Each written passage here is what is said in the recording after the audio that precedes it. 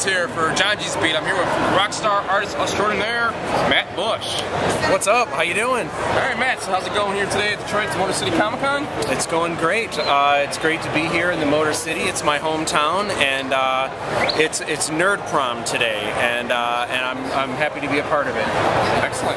Now, you're most well known, arguably, for your work in the Star Wars genre. Yes. How did you get involved working in the Lucas universe?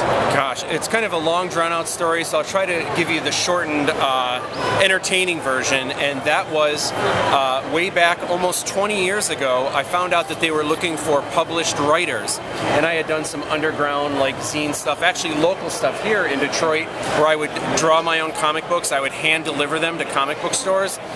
So I kind of reworded my resume that I was actually published. It was self-publishing, but I got the approval to write something and submit it for Star Wars, to write actual short stories in the Star Wars universe, which I was excited about. I asked if I could do the artwork, and they said, no, we've already got the real Star Wars artist, but if you want to draw some sketches that accompany your story that you can send in, we can give, if we like your story, we can give that to the real artist. So I was like, okay, that's fair enough.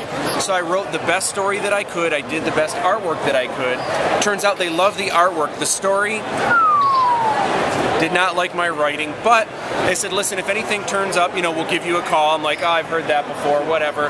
The very next day, I got a call, and one of their artists screwed them over, and they needed someone to come in and to rock out 5 black and white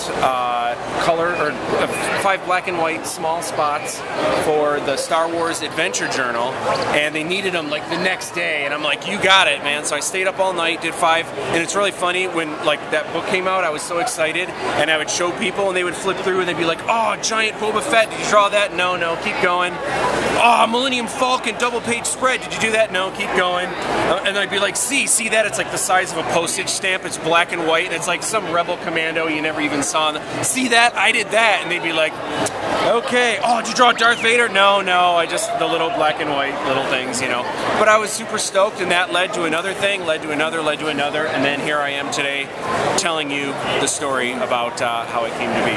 And that's how it all is. A small star brings up the big things. Now that artwork you were mentioning in the beginning, that I believe was for the Tales of the Empire anthology cover. Was that right?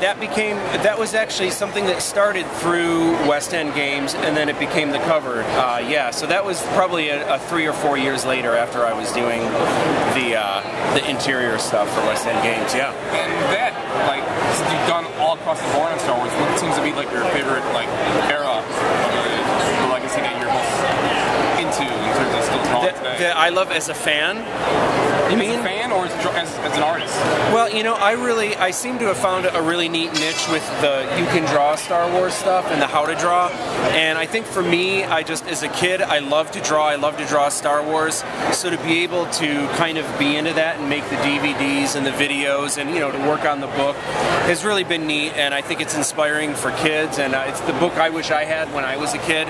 So that's been really fun. But my favorite era as a fan is Dark Empire, post Return of the Jedi, where Luke turns to the dark side of the Force. So Tom Veitch and Cam Kennedy on that? Yeah, that's right. Yeah. That's my favorite. Back into it. Yeah.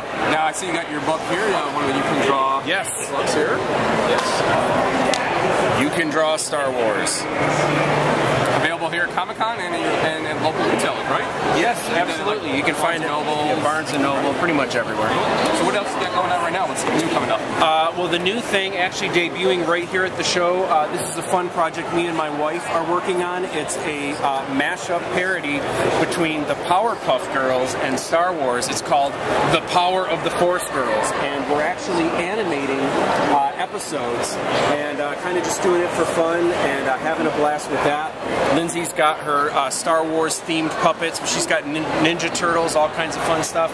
I'm almost done with the all 80s series of Hollywood is Dead Dead posters. There's a couple Star Wars things in that as well. And what else? There's all kinds of stuff going on. I can't even think of it all. I've got a new movie project in the works that I'll be announcing in the fall, and it's all good. It's all been great.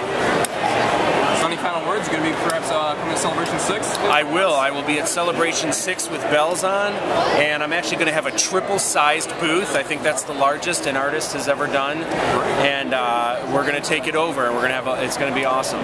The Force will be with us all.